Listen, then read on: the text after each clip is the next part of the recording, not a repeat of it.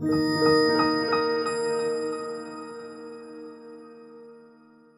to our panel. Thank you so much for coming out today. I want to just, in addition to welcoming you here, welcome you also to the Bay Area Book Festival's What It Means to Be Human, Memoirs Rooted in Nature. They're live streaming this as well. So I guess we have other people watching us afar, so welcome as well in the virtual sense. I wanted to go ahead and ask everybody to turn off their cell phones. I think we all know to do that, but please, if you would, that would be fantastic. And then I also wanted to thank our sponsors, Norway House and the Norwegian Literary Association, and also California College of the Arts, which is an art and design school based here in the Bay Area with campuses in Oakland and San Francisco. I will go ahead and I guess just briefly introduce myself. My name is Leslie Carroll Roberts, and I am a memoirist who has written 2 books that place us into different landscapes. One is the Antarctic, where I've been 4 times, and one is in the Presidio, but then taking many walks all over the world. So I'm delighted to be the moderator of this panel today. I wanted to also remind you that at 3:15 today, all of my authors will be over at the book tents in Martin Luther King Park, signing their beautiful books. We'd love to see you there. And so with that, our panelists, we're going to do this a little bit differently. The panel is going to introduce themselves and then read an excerpt from their book, and then we'll go into questions. We decided that everybody knows how to use Google, so if you want deep biographical information about us, you can look us up. And with that, Woon. Thank you very much, Leslie. Very happy to be here. Very happy to have a live audience and then to be together with all of you on the panel. So, my name is Litt Woon. I go by Woon. And I've written this book, The Way Through the Woods, on mushrooms and mourning.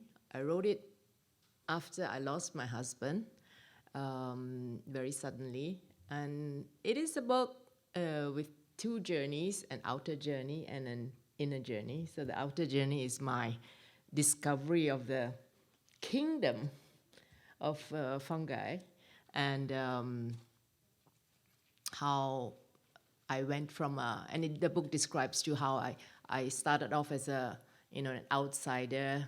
I didn't know a thing about mushrooms, and how I ended up, being one of these crazy mushroom people. Maybe some of you, feel like you belong to that group. And then the other journey is an inner journey in the landscape of grief, and how I, in a way, started off in the depths of grief and found a way out of it through the woods. So, when you asked us to read a passage, Leslie, I thought I'll start where everything was at its darkest, and that it's actually how I start my book. So, very short. This is the story of a journey which started on the day when my life was turned upside down. The day when Eyolf went to work and didn't come home.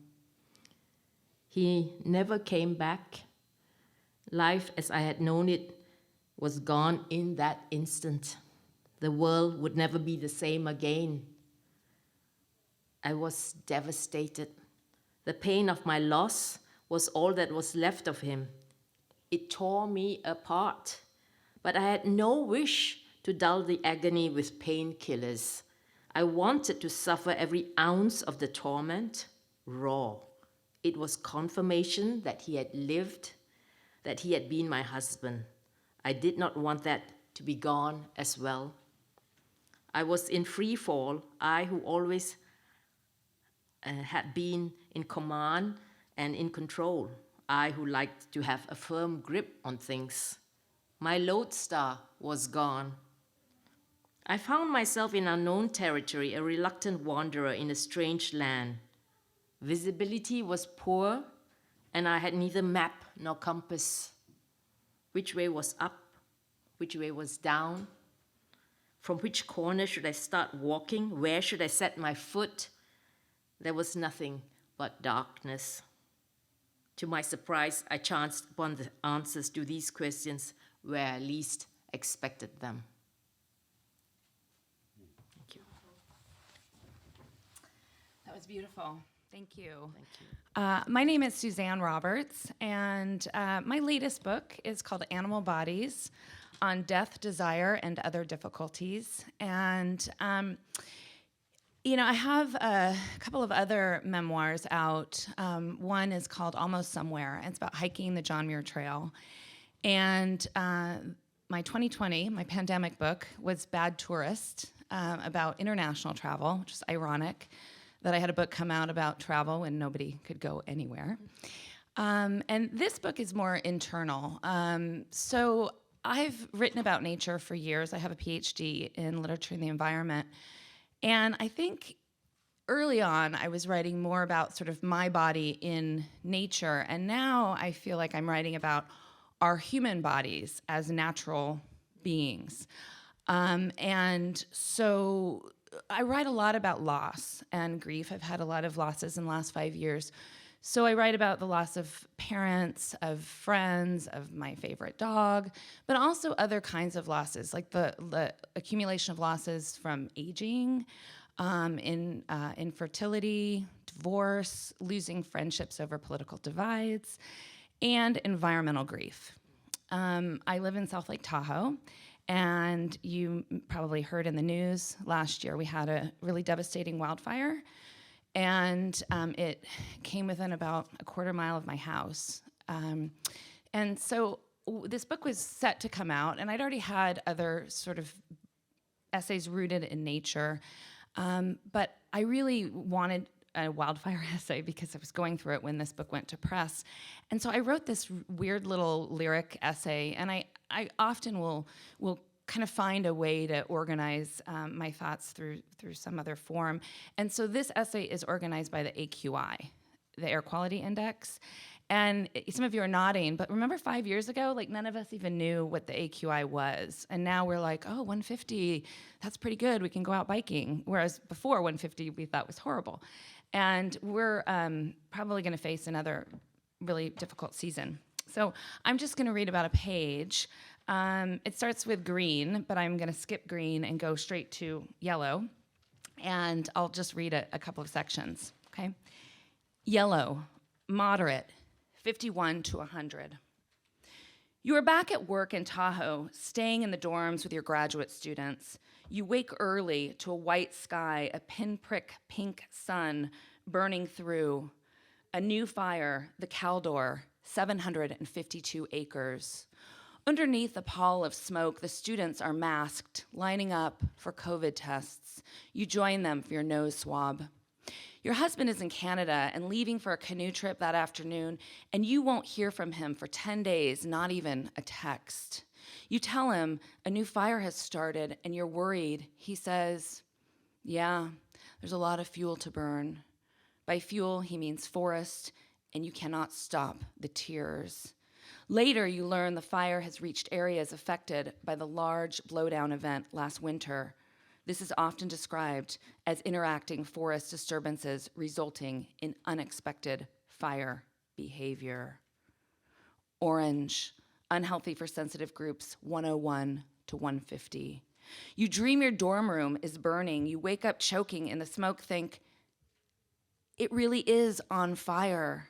You run to switch on the light. You close your window, grab your phone to look up the air quality index. It isn't a fire inside, you tell yourself. It is the world outside that's burning.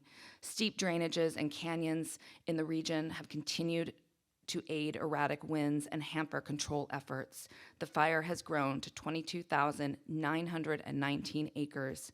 Containment is at 0%. Thank you. Wow. It's the world outside that's burning is such a It says it all. Hi, everyone. My name's Marco Wilkinson. Prior to my life as a writer and a teacher of writing, I was a horticulturist and a farmer. And as I began to write my memoir, it was in the language of plants that I found myself sort of most at home. This memoir, on its surface, probably like the easiest way to describe it is it's the story of a queer-only son of a single immigrant mother from Uruguay, from South America, who struggles to find his place in the world, in large part because having been left by his father, his mother decided that his father would not only be physically absent from his life, but also utterly existentially absent and annihilated, such that there was never any discussion about the fact of his existence as proved by my existence. And she went to such lengths as to lie about what his name was when I needed to fill out kind of childhood school forms and such. It was only in my 20s that I learned his real name, which became in some ways the instigation for writing this book. It's told through the metaphor of weeds. So as a horticulturist, weeds seemed like the aptest metaphor for how to tell this story. The plants that are always underfoot but invisible, out of place but everywhere, unwanted but actually vital for the world. And so I'm going to read to you from the very beginning. And I think you'll see sort of how this idea of weeds and being, what I used to hear all the time growing up, and it's shocking to think back on it now, being an illegitimate child. So let me just read a little bit for you from the beginning. And it's from the opening chapter, which is a kind of overture called Weeds, This Semblance. I am a gardener, this birthright from grandmother and mother and aunt passed down and diagonally to me. A stolen bit of history, inútil, this useless love. For much of my adult life, I've worked my hands through plant leaves and plant roots, worked my mind through folklore and Latin names, soil and air, worked myself into this semblance of a garden, staving off the weeds. But the more I garden, the less I weed. Burdocks' root reaches too deep. Matter runs riot through the back places. Shepherd's purse gives itself away to the wind, heart by heart-shaped seed. Instead, I forage. I make friends with the excessive and out of place, this unkempt garden. My life, these weeds. A weed is excessive, too good for its own or anyone else's good, virtuosic in its reach and fecundity. It exceeds expectations. An overachiever, it surprises and perplexes when so little was asked of it. A weed is out of place. It cannot say how it got here, to this lonely spot. To say it is pilgrimed here would suppose intention and a singular trip carried out in one body to one place. Rather, this travel has been going on endlessly across generations, a nomadic life. One day, out of places, here. As I write this, my 73-year-old mother, who has been visiting us for a month due to waning health, is outside vigorously, single-mindedly, furiously hacking at weeds coming up between the flagstone of our front walk.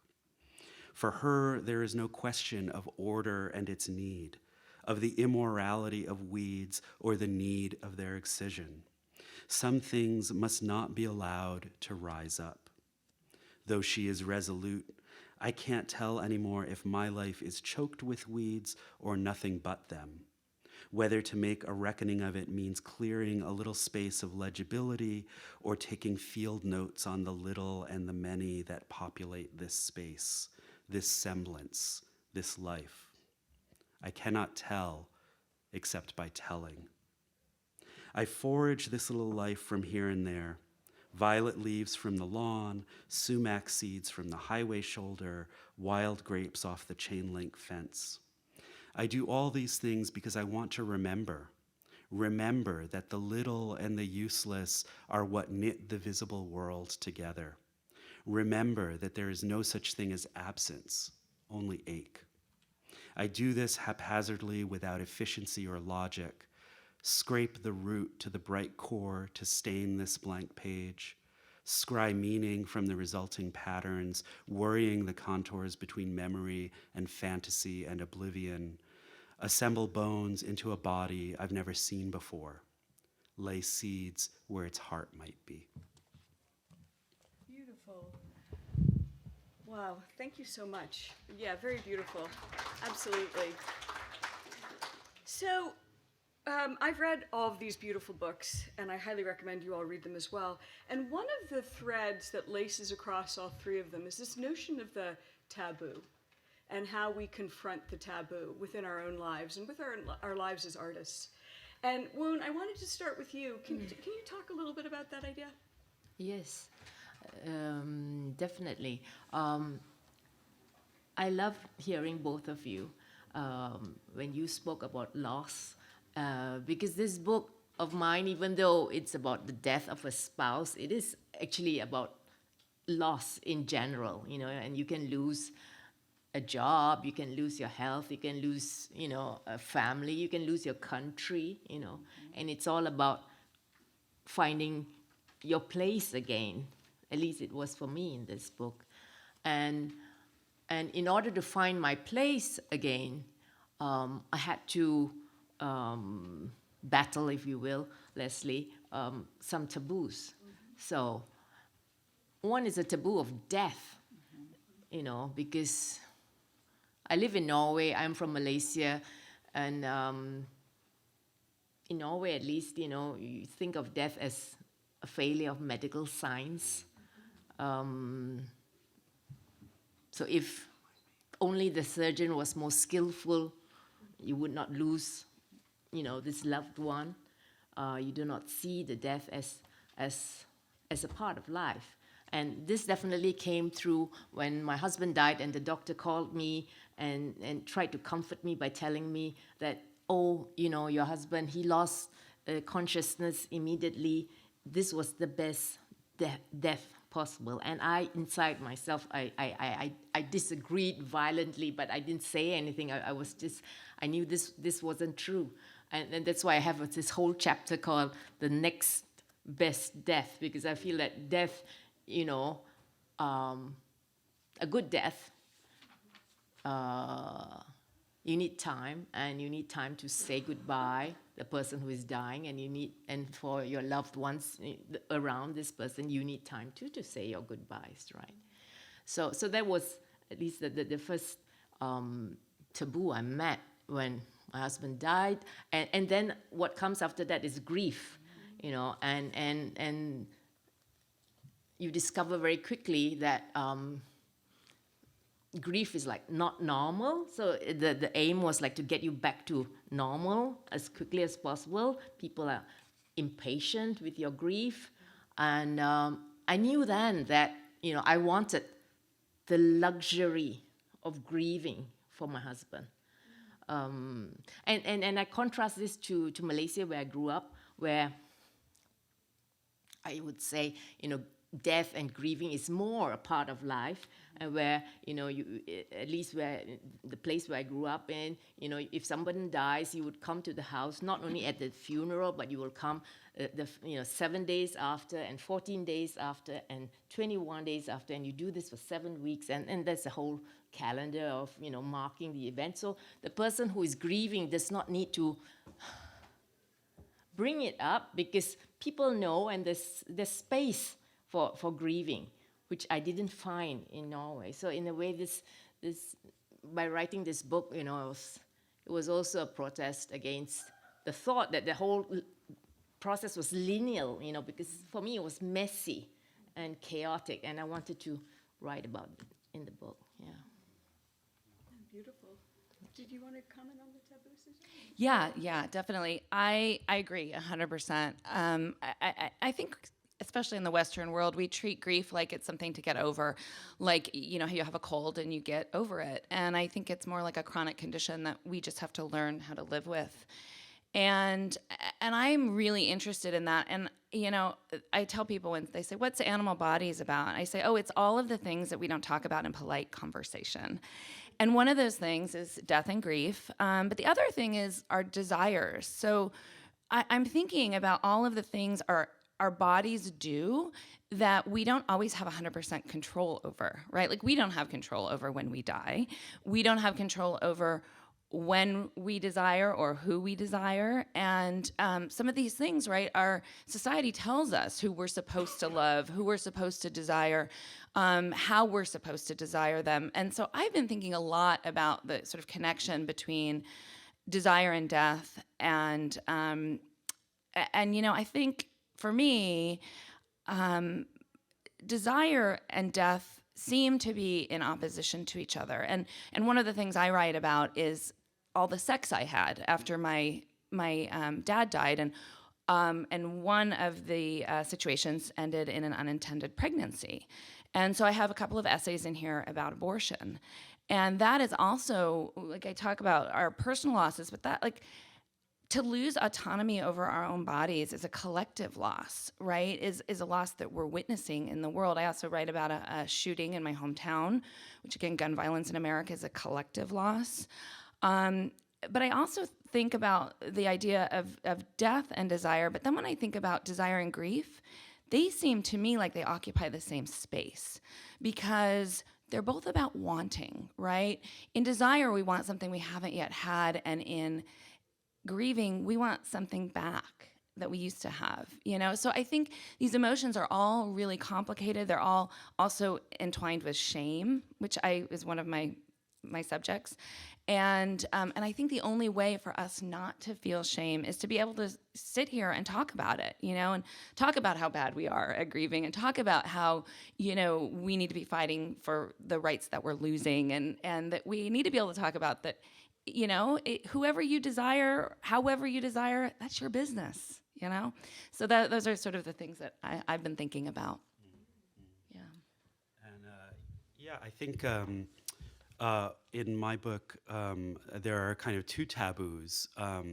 There is the obvious one that I just sort of described to you, of the taboo subject of my father in my life growing up, as something never to be touched or discussed or acknowledged in any way. And then there is the other taboo, which is the taboo of telling, the taboo of speaking or of writing, right, of expressing, which I think many of us encounter. And that gets expressed in the book, I think. Really, the title says it. Something that is taboo, I think, for us is anger, right? And this is a book about the anger of confronting these kind of black holes in a life, and talking about them anyway, talking through and around them as a way of giving shape to those black holes, even when we don't have access to them. There's I'm not going to find it here, but there's a place in the book where I describe how my mother's ordeals were a crucifixion laid on me, and then this book is me giving that crucifixion back to her. That the act of telling is a kind of a transgression of that ultimate taboo.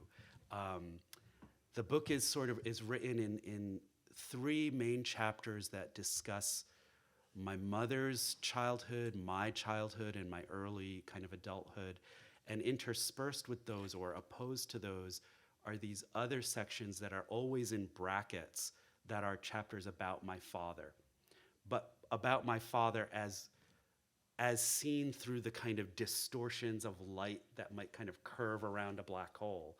And in one of them, I literally describe him as the devil or Satan in the furnaces of hell. And my mother's response to that upon reading this was, "You put him on a pedestal." And I suppose I did. That's a way of seeing it. So that's sort of, for me, that's how I see taboo operating through here, that the very telling, the very expression is a taboo. Beautiful. We've been discussing, this group has met, we met before the panel because we wanted to talk about some of the themes that we were seeing in the books and in the work. And one of the things that we were all kind of curious to explore today was this idea of the truth. How do you tell a true story? And how do you tell a true story of your family when you have other people who are listening to it and might disagree with your version of the truth, right? So we wanted to take up that a wee bit. And I don't know, Suzanne, do you want to start with that? Sure. Yeah, so I was thinking about what you just said, Marco, and when I wrote the first essay about having an abortion, it was published online in creative nonfiction, and my mother said, "I've never told anybody about that." And I said, "Well, now you don't have to, because I'm telling everyone." And so I think that's what we do, right, is break silences, but not everybody wants us to, and that goes back to sort of the idea of your truth. When I published my last book, Bad Tourist, there's an essay in there about my grandparents who were very abusive. And my cousin read the book, and she then went onto every place she could online to say that all the lies that I had made up. And how it was rubbish, and I told lies just to sell books. I want to say, I'm with a university press, honey. Like, I don't sell that many books. And abusive grandparents are like a dime a dozen in memoir. But anyway, so unfortunately, my mother was from England, and part of the culture there is really keeping your secrets close to you. And my mother was fine with me telling sort of her secrets, but the rest of her family was not. And they've since disowned me.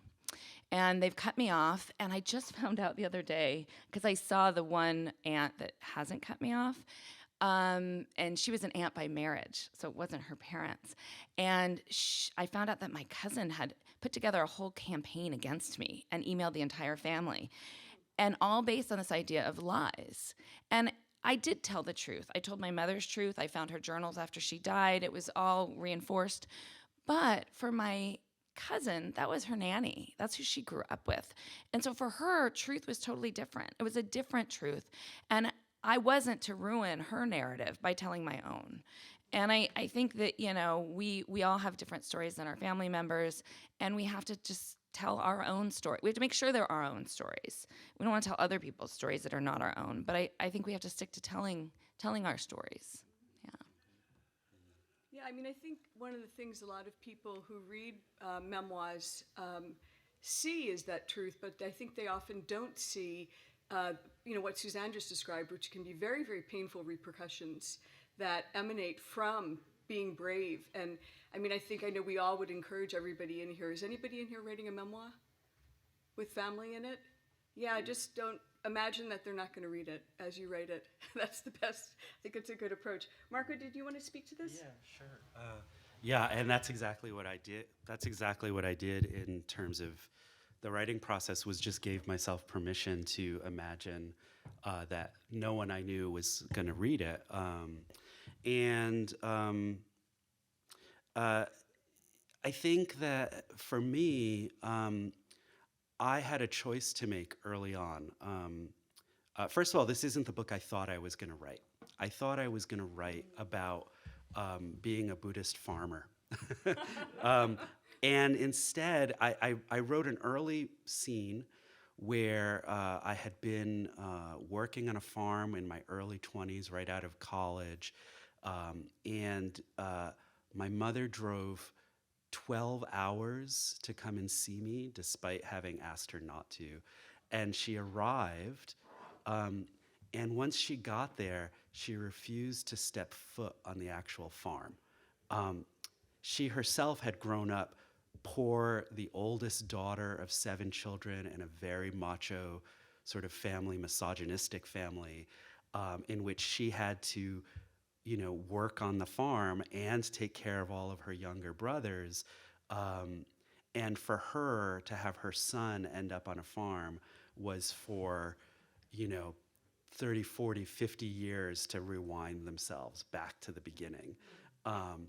And so when I wrote that, I realized, oh, this is a book that's not about farming. This is actually about that kind of dynamic, that experience, that intergenerational trauma. So I found that the only way I could write was to write in kind of fragments and vignettes.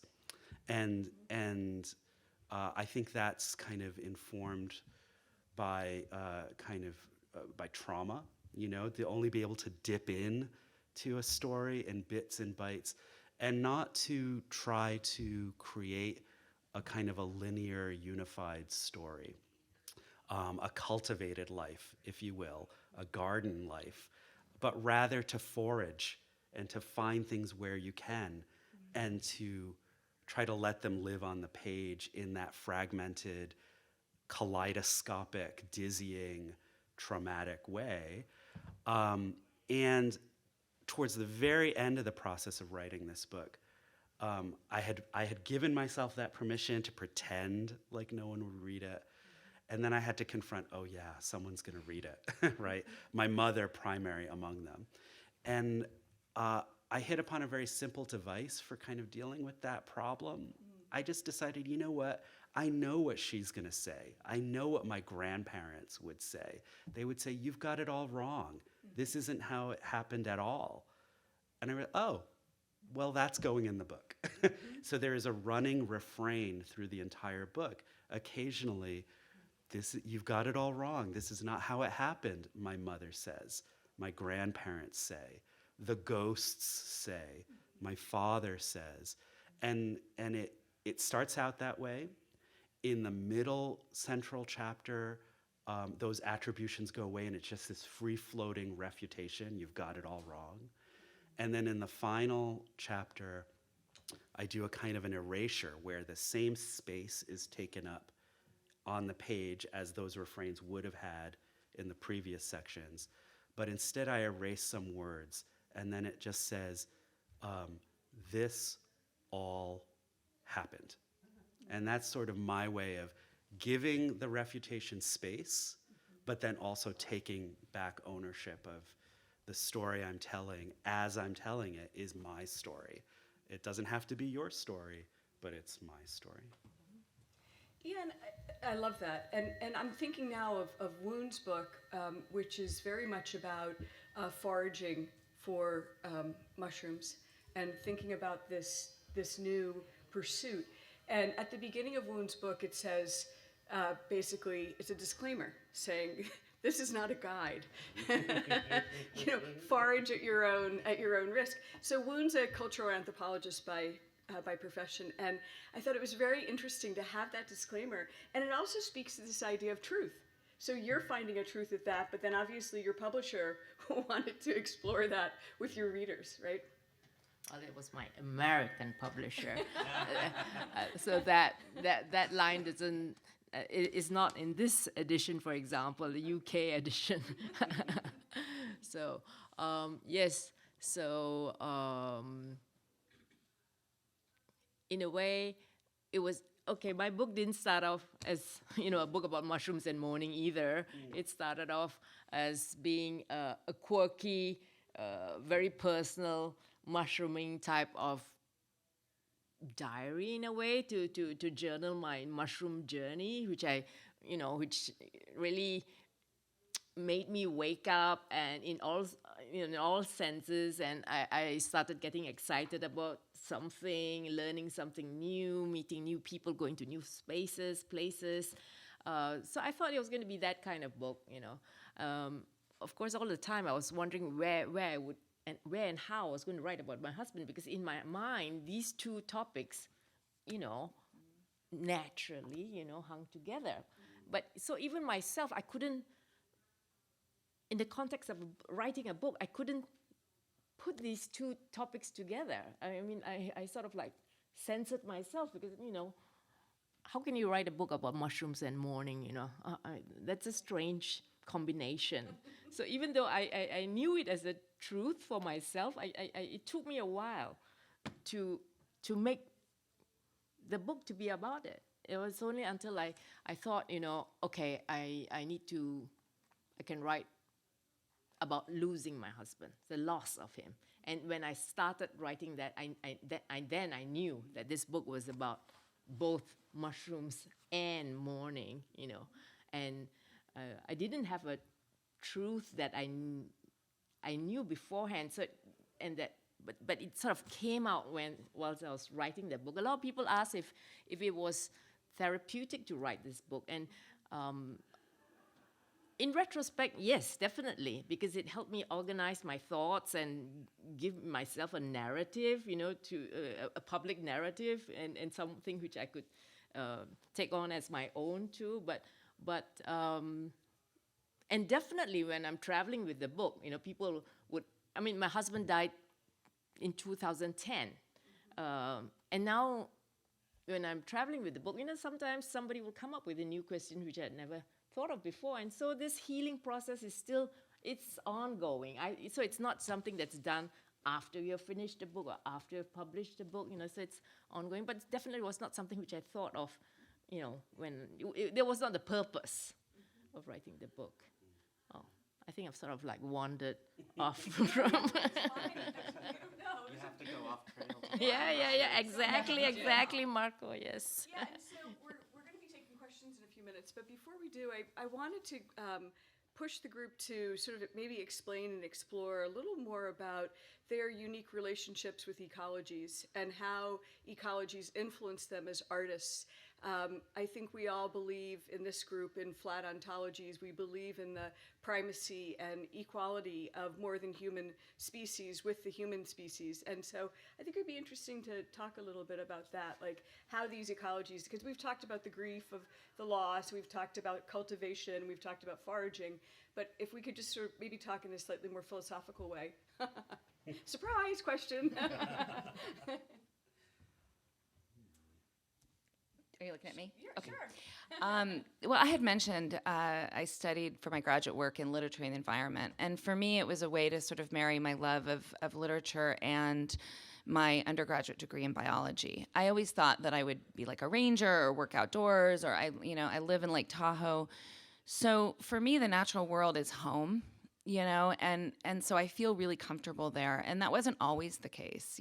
I was more sort of afraid when I was younger, mostly of the sort of stranger danger, right? The boogeyman, never bears or mountain lions. It was always sort of the other.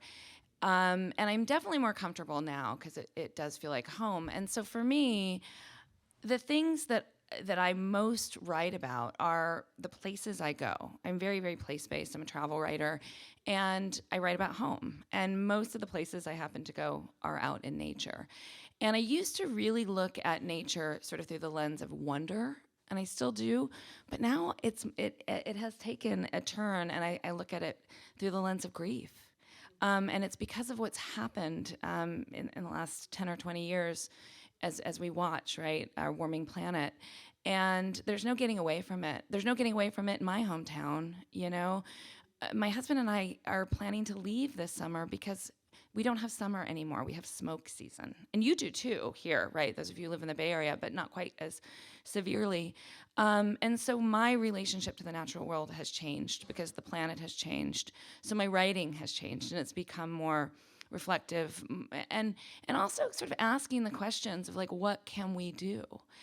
And interestingly, the other thing that's happened is that I never saw myself as like a political writer, but I've been like kind of pigeonholed that way lately with this new book. And I was like, there's nothing political in this book. And then I was like, well, I guess I do write about abortion and gun laws and, environmental devastation. But for me, writing about nature and the environment was never a political act. And it shouldn't be, but because of how divisive we've become, especially in this country, writing about conservation is political.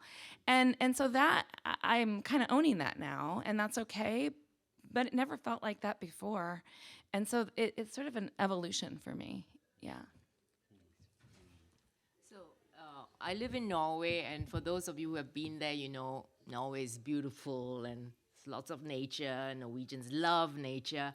But I married a Norwegian who was not so interested in going to the forest, and so I was okay with that, you know.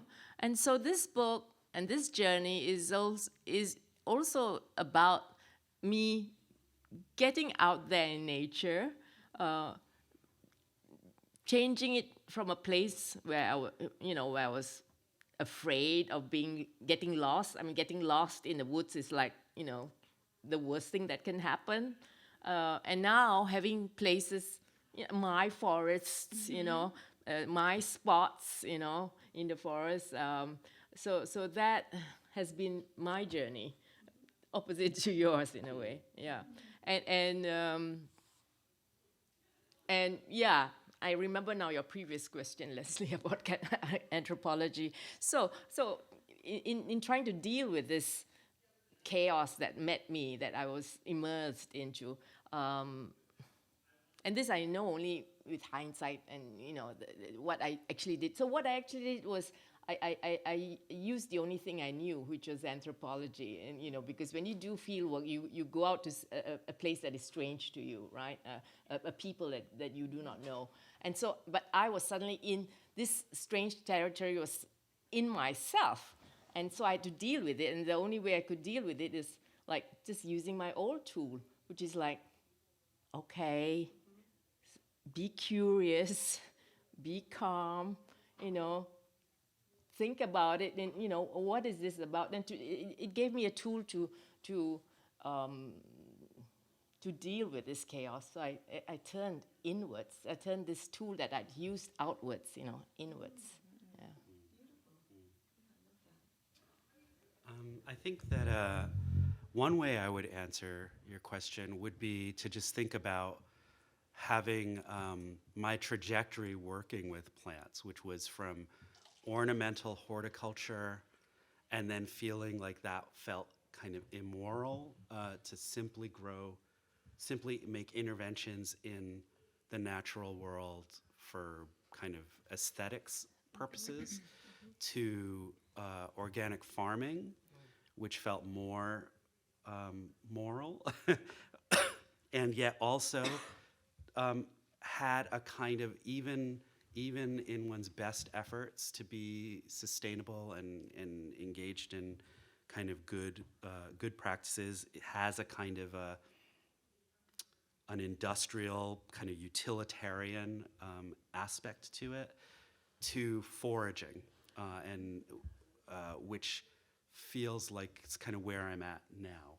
to sort of see what the world, how I can interact with the world on its terms. But the other way, in terms of the book, would be to, one of my big concerns is I said that sort of like because I came from a world of horticulture, plants are my language, and that's how I was able to enter into this. And excuse me, the metaphor of weeds really was how I was able to approach telling my life story. But for me, there's a deep problem there. And it's a problem that is maybe inescapable for all nature writing, which is using the more than human world or the natural world as a metaphor for human experience, to kind of pull weeds like burdock and madder and shepherd's purse, and use wild foods and actually mushrooms too in here, as metaphors for human experience, is to kind of hold, it's an old game, using nature as a kind of a mirror through which to look at ourselves, which feels like an ultimate kind of narcissistic endeavor and problematic. But my hope for the book is that it also works in the other direction, that as you follow the journey of this narrator, and if you feel any sort of empathy for this narrator, that the reverse happens, that you also come to realize, oh yes, all these plants named in here and all the plants and other non-human entities out in the world that you encounter are like this narrator who is in some way illegitimate, who is in some way lost in the world. Those if you feel value for that narrator, that maybe that value transfers to the weed growing out of the sidewalk, that it is not out of place. It is in fact exactly where it needs to be in the world. And that, that the metaphor, the dynamic of metaphor flips, and that my life might be a metaphor for understanding the more than human world. Beautiful. Absolutely beautiful. I want to reiterate something about memoir, which I think we all know to be true.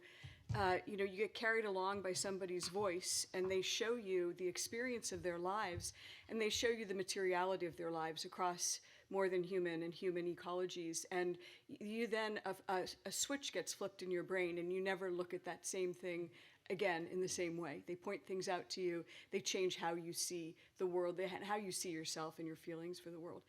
And each of these books does that very, very beautifully, very, very beautifully. So with that, I wanted to take some questions from the audience. The festival has asked me to tell you that they are disinfecting the microphone in between users, in case anybody is feeling a little anxious about that. I think also the festival person would be happy to hold the microphone for you if you don't feel comfortable touching it for some reason. So with that, ask us anything. Yes? I would like the authors. I would like it if the authors would describe how they got the titles to their books, what the titles mean for them, when the titles came to them, and how. I can start. Madder is the name of a weed. It's of a plant that many would call a weed, and it scrambles up through and over other plants because it's covered in tiny little barbed hooks, and it's you might know it as a Velcro plant. Little kids pull them, and you can throw it at people, and they just go poof and stick. So I was writing about this plant, and it's something that I worked with both kind of intentionally and by weeding it out of gardens in my horticultural life. And it suddenly occurred to me, oh, well, madder also describes very much how I feel. Like, I feel mad, and not just mad, I feel madder, right? And then I realized, oh, matter is also mater. It's M-A-T-E-R, right? Latin for mother. And it's also matter, M-A-T-T-E-R, like the matter at hand, or the physicality of the materiality of life. And then from there, it just felt like, that's it. I found one word that really encapsulated so much of what the book is about. And then the subtitle, A Memoir in Weeds, is both like, it's because weeds structure the book, but it's also like being in the weeds, kind of struggling. So, yeah. So, I loved the discussion about how the book that we have in front of us is not the book that we intended to write. I feel the same way. And same with my title. This book was originally arranged on the Kubler-Ross stages of grief, from denial to acceptance, as a kind of ironic move, because I think grief is messy. I don't think it's not in a linear way. So I have a lot of essays in here that are sort of weird and hybrid. And I thought, aren't I clever, And I have an essay in here called The Grief Scale, and it's one of my favorite essays. So I was planning to call the book The Grief Scale. But then I realized two things. One is I read Claire Bidwell-Smith's memoir, and she organized her book that way. And I was like, oh, crap, somebody else has already done it, And that's why you have to read widely and deeply, because what you're going to realize is that somebody else had your idea and they did it better than you. So I was like, well, that's not going to work. And plus, I realized that it's not just about grief. It's also about desire, and it's about different kinds of losses, and it's about searching for the truth and taboo and secrets and all that stuff. So I have two writer friends that I'm on like a perpetual text stream with. Drives my husband crazy because my phone every morning, they're both further east, so my phone was like blowing up in the morning. But we're three writers who have been writing books, and so we text all the time about our writing. And I wrote to them, and I said, oh, what am I going to call this book? And they were like, well, what is it really about? And I was like, oh, well, it's just about like all this stuff that I had been telling you. It's about our animal bodies.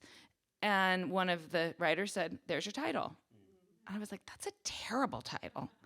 And then they said, no, it isn't. And I was like, well, I need some kind of, I was so worried that like people would buy this for their kids and be like, oh, we're going to learn about like the giraffe today. And then they're like, oh, no, this is about infidelity. So I did the subtitle on death, desire, and then I leaked like the D, so other difficulties.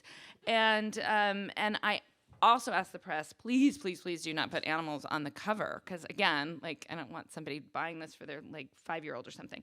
And they did a beautiful job.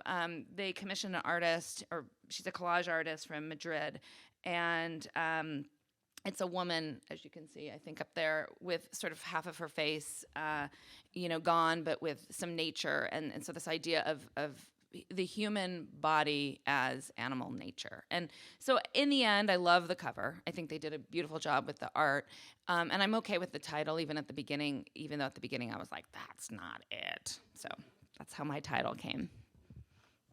Well, thank you. Great question. Okay, the book, The Way Through the Woods, is a direct translation of the Norwegian title. And so is the subtitle in the U.S. edition of Mushrooms and Mourning. The UK edition, which I have here, at first they wanted to change the subtitle. They didn't want the word mourning referring back to taboos and things like that. They didn't want it in the marketing department said, please don't put that on the cover. And I insisted on it. So the first, the hardcover in the UK edition, had the same title as this. And then when the paperback came up, they just changed it without asking me to the subtitle, Overcoming Grief Through Nature. Nothing about, mourning or stuff like that, or mushrooms. They didn't want to put mushrooms, so I insisted that we had mushrooms on the cover. So there's lots of mushrooms on the cover. However, it's also interesting, I have 16 editions, and how certain countries, they just changed the title completely. So in French, it is La Femme et les Champignons. There's a woman in it. And so in the Spanish edition is La Buscadora de Setas. So there's also a woman searching for mushrooms, So it's interesting how the different cultures, they have a different focus. I love that. Yeah, and so generally moderators don't talk about their own work too much, but this is such a great question. And I rather love my story about it and I encourage people to do this as well. So I wrote the whole memoir when I was in a relationship with a man who turned out to be a really utterly horrible person. And we lived in the woods together and we took a lot of walks together, but I took many, many, many walks by myself. So the original title of the book was Here Is Where We Walk. And when I decided the horrible person didn't need to be in my life anymore, I also decided they weren't going to be in my book. So I changed the title, and I went back and I edited him out completely from the book. And I tell you, it felt great. Other questions? Yeah.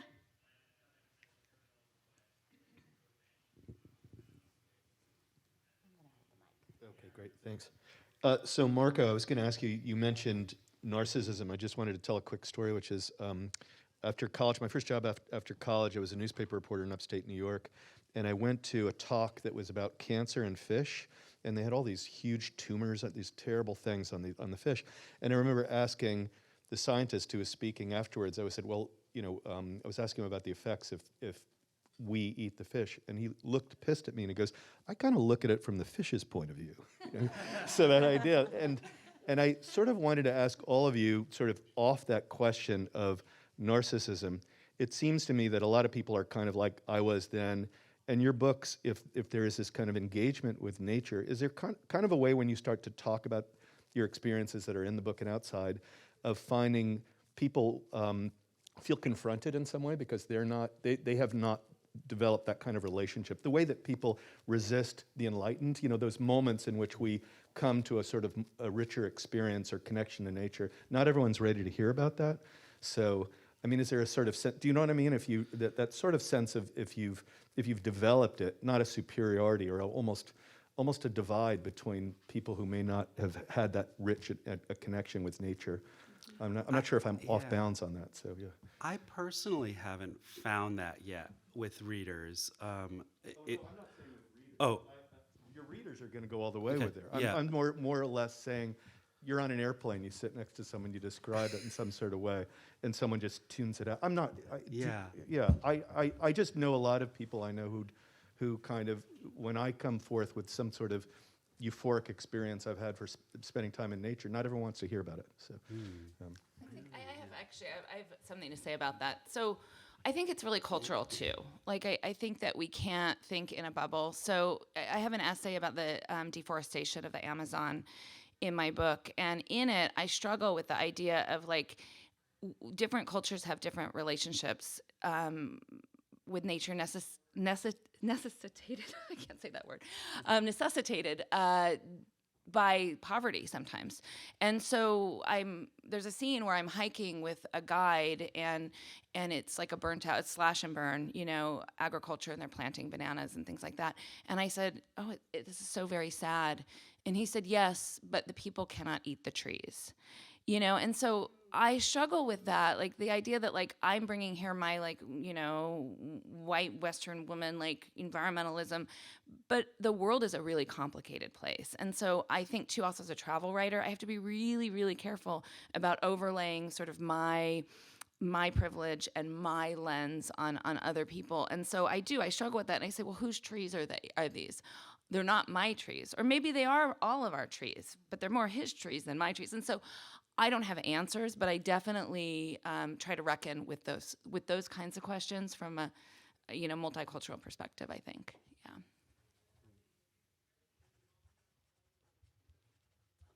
Well, the readers whom I like the most are those who do not like mushrooms, who hate mushrooms, and start reading the book and can't stop reading the book, and maybe even start to love a mushroom after they've finished the book. Those are my favorites. Yeah. Awesome. So I've gotten the signal here to wrap it up. Do we have time for one more question? Okay. Awesome. I can hold it. Just wanted to make a quick comment, just to offer a slightly different perspective. I work with an eco-literacy program in 10 prisons in California, and prisons by design are completely nature deficit. So actually the whole inner gardening metaphor has been very powerful for the folks that we work with. Also have a program manager who's been doing some interesting stuff recently with looking at the weeds that are growing in our spaces, and we've been eating them together and talking about the medicinal qualities of them. And just to say also, I've met plenty of people who have very painful connections with nature because they were farm workers or even going back to slavery. So I think it's a really complicated topic. And but I've seen like the metaphor and the engagement with nature in places where sometimes people can't even see or touch a flower for 15, 20 years, that it's been extremely, extremely powerful. Yeah, I think that's a really wonderful point. And I think that there's so much history where not all bodies have been welcome into wild spaces, have been able to experience sort of that wonder. And so I think that's a really great point. I mean, the disconnection from nature is by design part of the experience of punishment and incarceration in the United States. Exactly. This is a very rich conversation. Obviously, there's a lot we could all keep talking about, and we can over at the authors' tables. We're going to walk over there now. We'll be there by 3:15. I really encourage everybody here to buy books. If you don't need the book yourself, buy it for a recent graduate, buy it for a relative. It's a wonderful gift. Do some early holiday shopping here. Mother's Day is tomorrow. Get something for your mom. Maybe get this for your mom. But anyway, thank you so much for coming out today. It's been wonderful to have this conversation. We appreciate your time.